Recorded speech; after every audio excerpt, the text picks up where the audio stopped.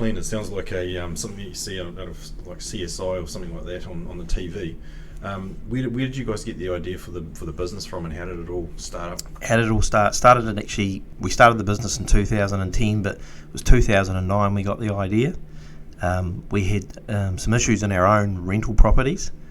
We had 3 suicides in about a month, and one of them was so bad I actually couldn't get any company to clean it up. I was laying in bed with my wife watching Discovery Channel, Crime Scene Cleaners in San Francisco, and that's where the idea was born. So we're going to do that, and Tara Jane set up a web page, and we started fact finding, learning. She's very good at collecting information and chemicals, etc. So we started looking at what we needed to do, and there the business started.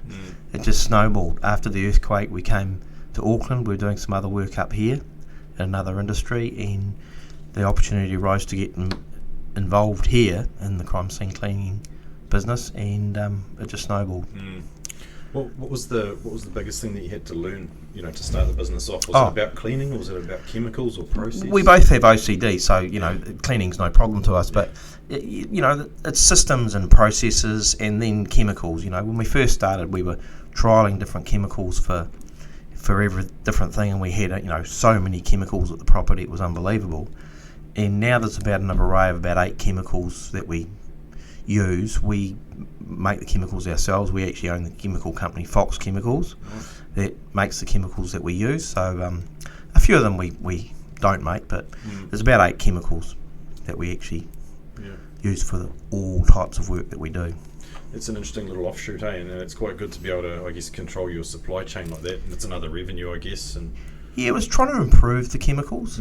So we've come a long way with the blood cleanup. We've actually developed a chemical that we call it our secret weapon. It's very good at breaking down the protein in blood, so that helps us a lot. Yeah.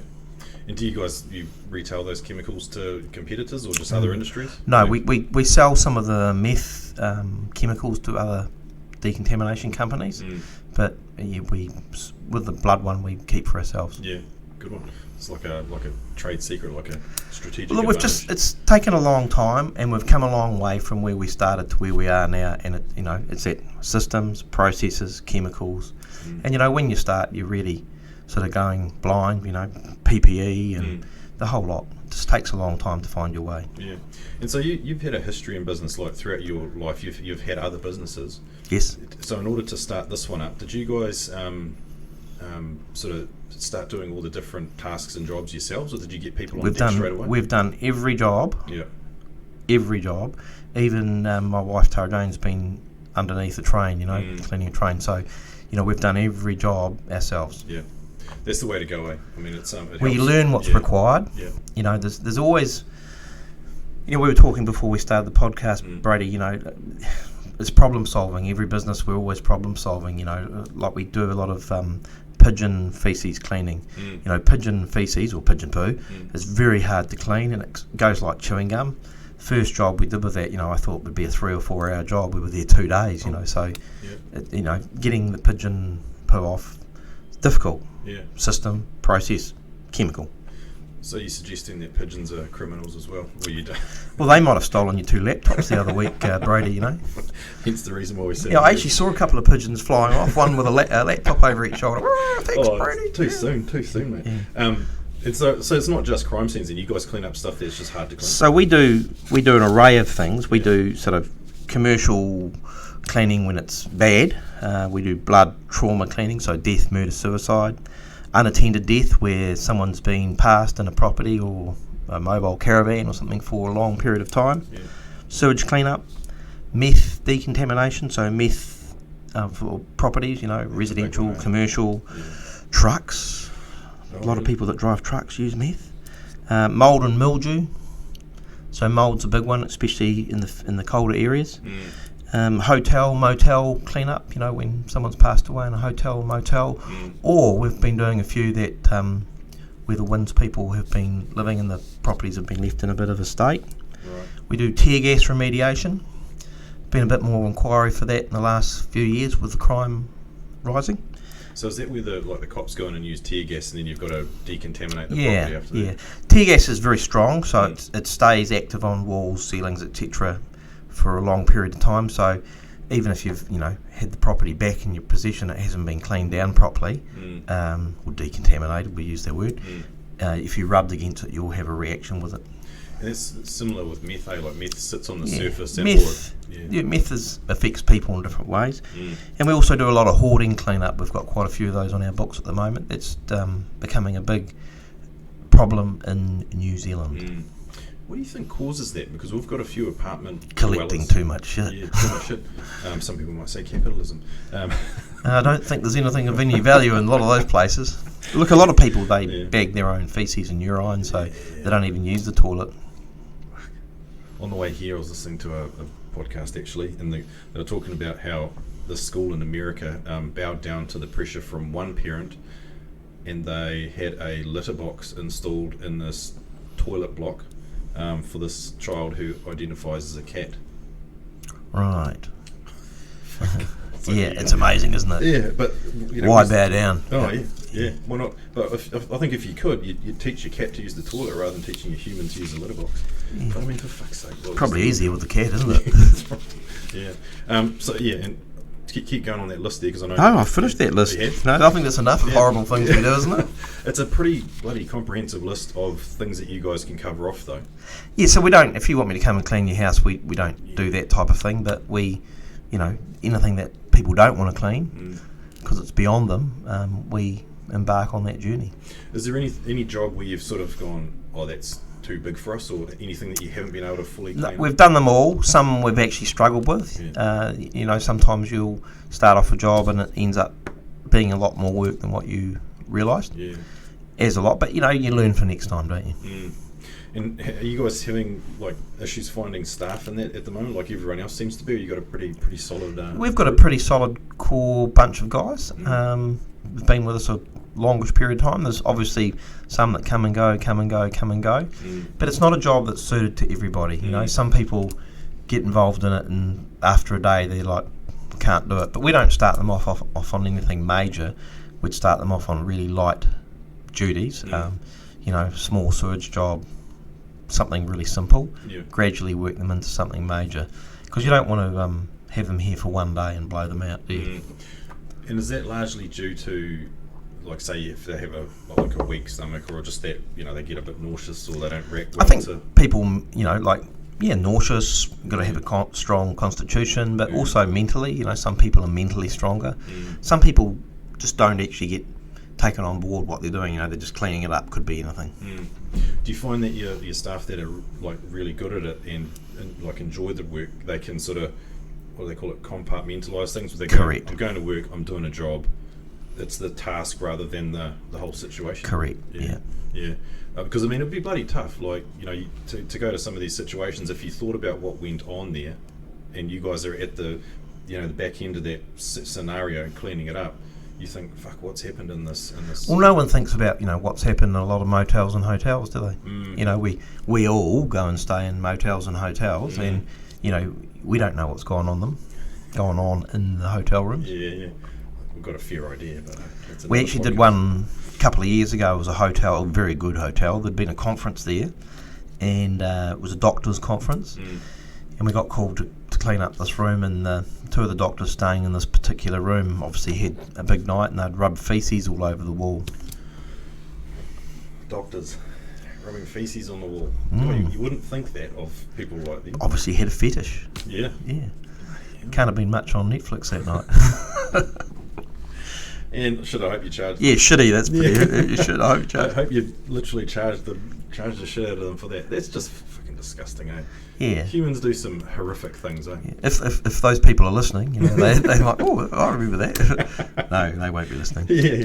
But hey, our charges, just say, I hope you charge the shit out of them for that. Our charges are it's a standard charge, so we don't, change charges. We have different rates for blood, feces, depending on what we're doing. Yep. With the blood, we're going to have a lot more care because there's a lot of blood diseases now, AIDS, hepatitis. So in that line of work where you're dealing with, blood and that sort of thing, I'd imagine your guys' health and safety policies Yeah. are pretty full on. I think we said last time, PPE, we give them a thong. Yeah. we said thong, yeah. What do they wear? A thong. A thong. Yeah. A thong and some fingerless gloves. Yeah. Fingerless gloves, I like that. What's Actually, the gloves come complete and we actually cut the fingers out of them. to keep them for something else. What actually goes on from like start to finish on the job from a health and safety perspective for you guys? So we do analysis of what's required at the job, what dangers we have on the job, and what equipment we need to do it before we start in there. Yeah, and I imagine like you have to wear the old what they call it, a biohazard. We wear biohazard full suits, hazmat suits, full respirators, double rubber, booties, cuffs and ankles are taped, so we want them to take all care. So you can imagine, especially in these warmer days when they're working for 5 or 6 or 7 or 8 hours, how hot it is in one of those suits, and how much you sweat. So really important. They, all the vans always have a big pack of water bottles in them. Really important to keep their fluids up because you dehydrate very quickly. Yeah, fluids and even like bloody electrolytes and stuff. Yeah, because when you're sweating, you're losing a whole lot more. Than I could probably do with getting in a suit again, couldn't I?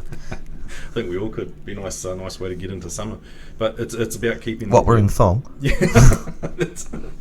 Hey, anything goes. I'd imagine anything goes. But I'd imagine you've got to do whatever you can to to keep your staff safe, because you can't just sort of let them get sick or get or have an unsafe workplace. Definitely. I mean, you would cross that also with your line of business, what you're doing. And like I always tell my staff, and something that's interested me particularly in Auckland, because there's a lot of industrial plants and things here. We do a lot of industrial accidents where there's been a work accident, someone's been injured seriously, and you look at most of them and you think most of them can be avoided. And like I tell my guys, just don't take the risk. Just take my time, take the company's time, and just make sure you're being careful, look after yourself. So most of those accidents happen when people take a shortcut. Yeah.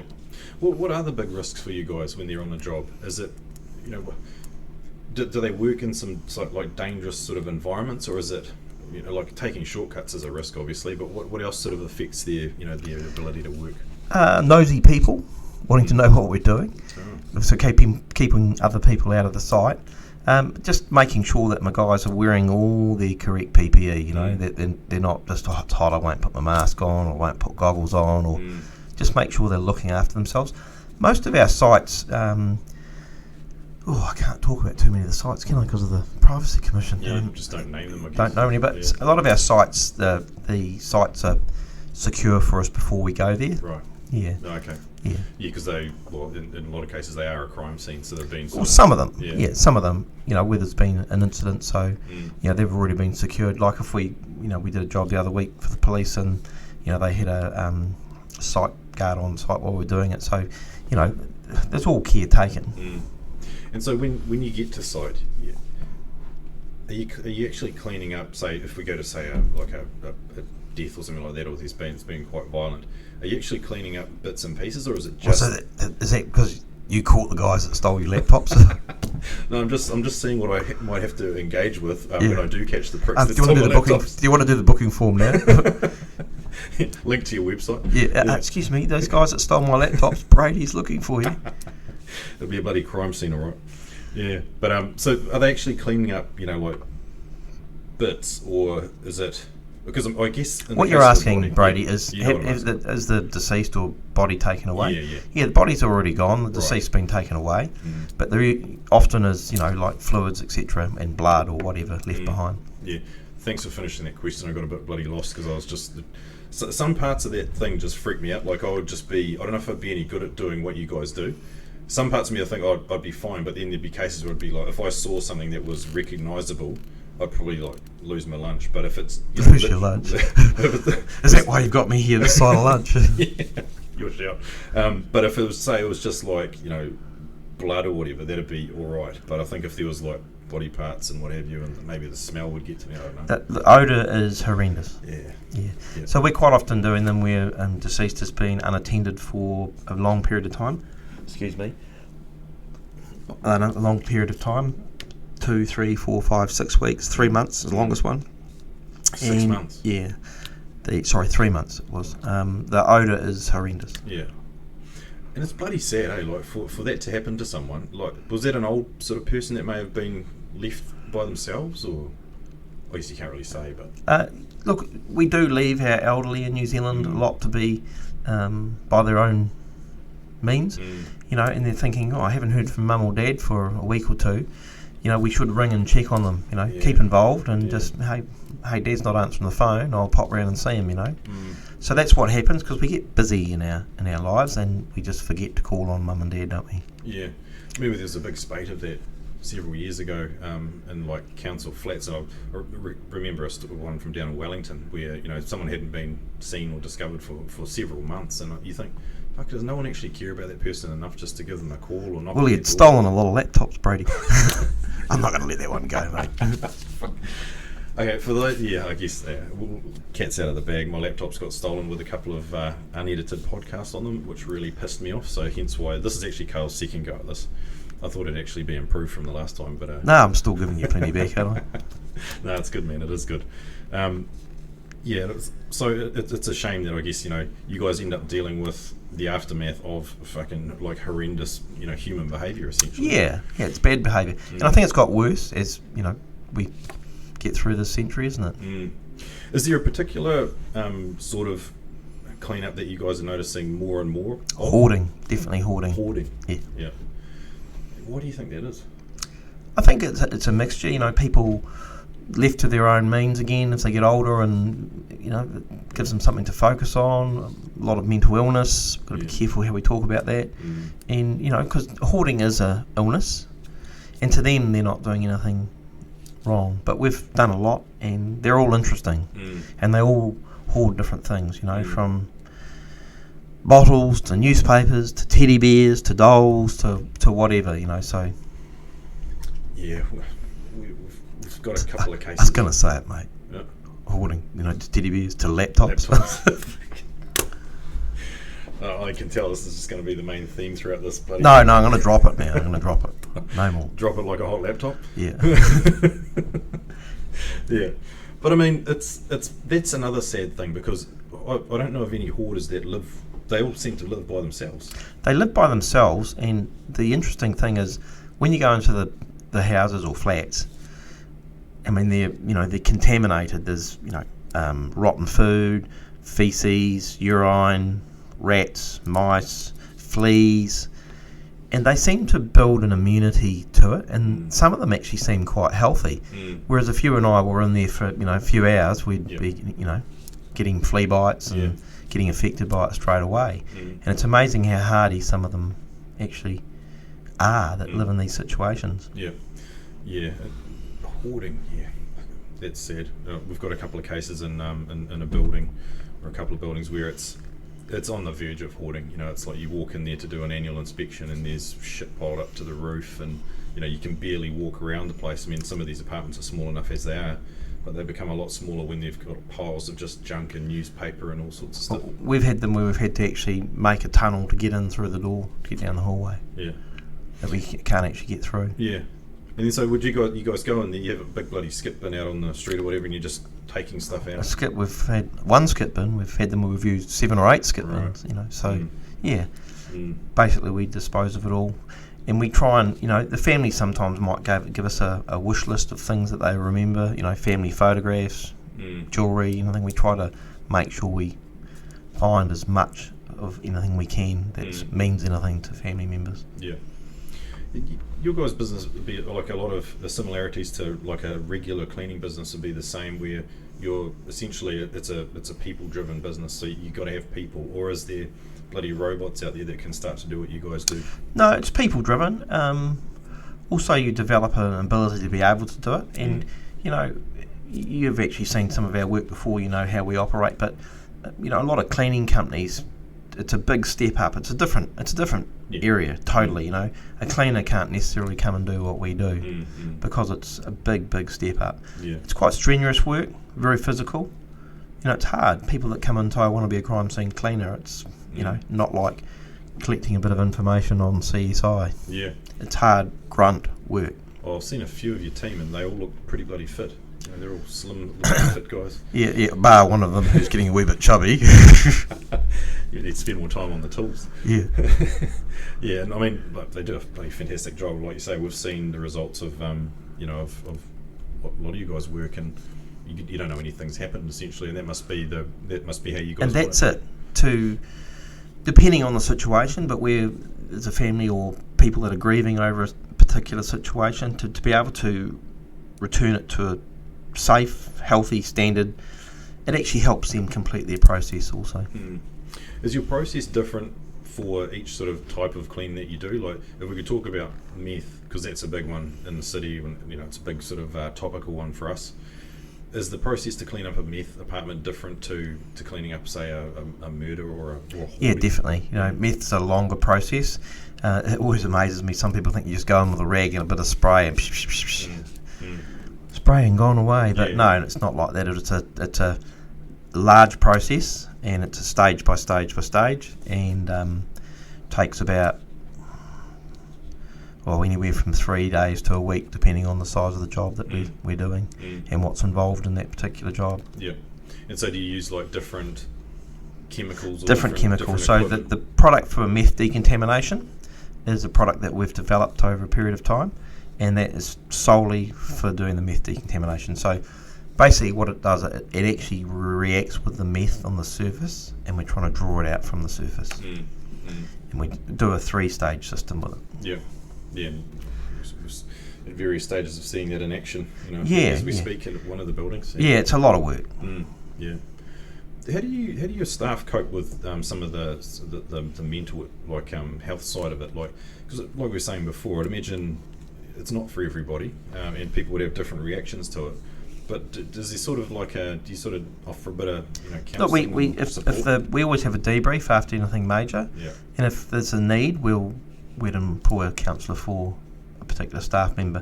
I think we spoke last time, a few years ago in Christchurch, we did the mosque clean-up, and there was 11 staff on that, including myself and Tara Jane, and that was mentally draining on us all, and if I'm being frank or honest, even I was frightened going in there. Is that right? Even after you kind of knew it was all clear, you're still... No, when we'd finished, it was great. We were really happy with the outcome, and a lot of other tradespeople and that we all helped and were really good. Got the place back to how it needed to be. It was a horrible, horrible situation for New Zealand, but we were very privileged to be able to do it. Yeah, nice way to put it. Because we were thinking, geez, you guys get out of the earthquakes and then the bloody mosque shooting. It was a tough time for the city, wasn't it? Like, we saw that on the news, and we were just thinking, fuck, that can't be true. Like, it seemed like something out of a movie. Yeah, it was. It was quite surreal. It was like out of a movie, and I think about it now, and it was like thinking back. Oh, it was a movie. No, it wasn't a movie. It was real. Did happen. It happened in Christchurch, and shouldn't have happened. Yeah, and being so high profile, because I imagine not every job you do is high profile. Some of the jobs would just be... No, that was high profile. Actually, one of my staff from Wellington, he's Muslim, and Tarek had some people that he knew that were in the mosque attack, and he actually asked to come down and help do the job. It was very important to him, so we flew him down and he helped do the job. He was great. Yeah. Man, I mentioned the debrief after that would have been, it's an emotional thing. Look, while we're doing the job there, everyone was really good, really helpful to us. The police were great. Everything was made as available as it could be to us. We just needed to get it done. Do you think is the city still seeing like a bit of? Is there still some? What do you call it? The aftermath of that shooting. Is there still that resolve in Christchurch, or has it kind of died away a wee bit? I think it still sits there. I mean, I live most of the time in Christchurch, and every time I drive down Dean's Ave, I always look in, and you remember, you don't forget. Yeah, and we shouldn't forget either, because it was a hell of a situation. Horrible. Yeah. How was COVID for you guys? Were you classed as an essential? I had a bit of a sniffle. Lasted about 10 days. How was COVID work-wise for us? Sorry. The actual disease that is. So we first did our first COVID job in early 2020. It was a job that involved the Princess cruise ship that went on to Sydney, and that was just before the lockdown. Then I went off overseas on holiday. with my wife, and when we got back, we came back straight into lockdown. No one really knew how business was going to be. We were very busy doing COVID cleans, so we were doing more COVID cleans than, like meth decontaminations and things like that, but we were busy with COVID. Couple of really strange things, we still had to deal with some suicides. And I think I said to you last time, one of the suicides we had to do with everyone being in lockdown, the people had to sit in the garage while we cleaned up the property from flatmate. Because they couldn't leave because of the They couldn't leave, couldn't go anywhere. So, there will always be challenges getting the staff around the country, but, we're an essential service and just took a little bit more arranging and organising. With the COVID stuff, did you guys get into that, like the atomisation and all that sort of Fogging. Fogging. Not flogging. Flogging. You'd like flogging, but no, fogging. Pricks that stuff on my laptop and get a flogging. Yeah. But, we're back onto the laptop. So even I'm not letting it go at the moment. No, I can see it's sitting at the surface there, isn't it? Oh, look, to be honest, I don't give a shit about the physical laptop. It was more that I had, some really good bloody chats on there with some guys that I really admire in their industries, and you being one of them. And it's like say your house burns down, you lose all your photo albums. Yeah, definitely. And it's just like, fuck, that's gone now. And and your porn collection. Yeah. That wasn't on there because I don't have one. But yeah, I mean, shit. It's those things that you can't replace, and then definitely come and sit down with you again and do it all over again. So, and it's good fun, isn't it? Yeah. Hopefully, it's better than the last one. Needed to be. I don't think you were very good on the last one, bro. I'm only having you on, mate. You were good. Give it a good 7.5 out of 10. Hopefully, this will be an 8. Yeah, we'll get there. Yeah. And so you did get into the fogging for COVID. Yeah. So a lot of it. How did that process actually work? Like, did it actually work as intended, or was it a bit of a nice to have type thing? Totally. We just researched what I think I've said to you before. Tara Jane's very, very good at researching products, what we need, organising that side of things. So we were totally organised. We got lots of product that we needed to do the sanitisation. We've already got the low volume foggers in stock, so we use them all the time. And system of how to do it, and away we went. Yeah. What is the barrier to entry for a company or for a service like yours? Because I mean, are there a lot of people that do similar things to you, or you guys sort of? I think there's a few. I don't really know of any other names. I don't know any either. Yeah. I probably do, but I just don't mention them. Yeah. But you do there's competition out there. I think there's a couple of companies, yes. Yeah. And so, in order to get into it, do you just have to? Is it really just a drive and a want to do it, and then you buy a bloody van and some gear and some chemicals, or what do you have to do? Look, I think it's a whole lot of things. It's people orientated, and they're willing to go outside of the norm. So we offer a 24-hour, 7-day-a-week service. So we often get called at very odd hours. Like we had a job come in a couple of weeks ago, and the people needed it doing on a Sunday, and it wasn't a major job, but it needed to be done, and we did it on the Sunday and had it ready for them on the Monday morning, which they needed it back for. Yeah. So who do you get calls from at that time of night? Is it? Look, all sorts of people. Can be a government department. Got to be careful not to name them anymore, haven't I? I've had my bum kicked, but yeah. That's right. Yeah, a government department. Yeah. You might name some. I might. Yeah. But I won't. I'll just say building managers might call you. Oh yeah. Facility. Do you know any good ones? Yeah. Yeah. No, so we get all sorts of calls. Government departments, management companies, insurance companies, and people that are really grieving and really hurting that need help straight away. Actually, the insurance thing, that's interesting. Is the majority of the work insurance work? No, 50-50. Oh, right. Okay. Yeah. So you've got different people that'll help with payment for work, from ACC to WINS to insurance company to credit card. And is it the type of thing where do you have any this is going to sound bloody stupid, but do you have regular contracted cleaning? Yes, we do. Oh, you do? Yeah. Okay. Yeah. Because I mean a lot of service companies are set up off the back of regular contracted work, and they can build from that. And you guys have some of that as well? Yeah, we have some regular, what we call deep cleans. Those clients are very aware that if we have urgent calls, we have to tend to the other stuff first. Okay. Yeah, it's because you almost don't want to have regular cleaning where I guess you might have more regular clients rather than the regular cleaning. We have regular clients. Yeah, very regular clients. Yeah. Okay. Yeah. They know what we do. Yeah. Hey, we need you. And someone will say, "Oh, I hope we don't need you again," and I've got one of those customers that's needed us 3 times this month, so they've had a bad run. Right. But it's when you have a bad run, you can pick up the phone and 0800 111 121. Gee, that's a good phone number with the 111 in there. Yeah, it is. Yeah. Did you choose that? Yes, we did. Yeah. Yeah. Do you have much to do with the police, fire, ambulance? Like, is Yes, that we a pretty do. tight relationship? Yeah, they're all under that government department banner. Yeah. And so, what's the likely sort of what's a regular interaction with them? We just get a call that we need help now. Yeah. And that tends to be So with some of the people we do work for, we give priority service to, and it's all those sort of emergency companies or departments that need assistance immediately. So if we're on another job, we'll drop what we're doing, so we prioritise, and we'll go to an urgent job. Yeah, you're right. Gee, I wouldn't imagine there'd be too many non-urgent jobs. They'd all be fairly urgent, wouldn't they? Or is there different urgent? I think with even if you get something like a sewage job, like often if you don't get onto it quickly, the situation actually gets worse. Yeah. I think we've had a few calls from you guys at times, where there's been sewage leaking and things, and it needs to be done on a Saturday or Sunday. There's areas where there's food prepared, food courts, whatever, or food shops, and it needs doing before it gets worse. Are there any other sort of services that you guys don't currently do off the back of what you do that you think you might sort of get into further down the track? Is there other things that you could operate off the back of? Yeah, we've got ideas, but I think it's about building slowly. Yeah, that's cool though. It is good to be able to say we're going to open a shop that deals in second-hand stolen laptops. No, I'm just having you on, mate. Yeah, you probably got 2 already lined up there.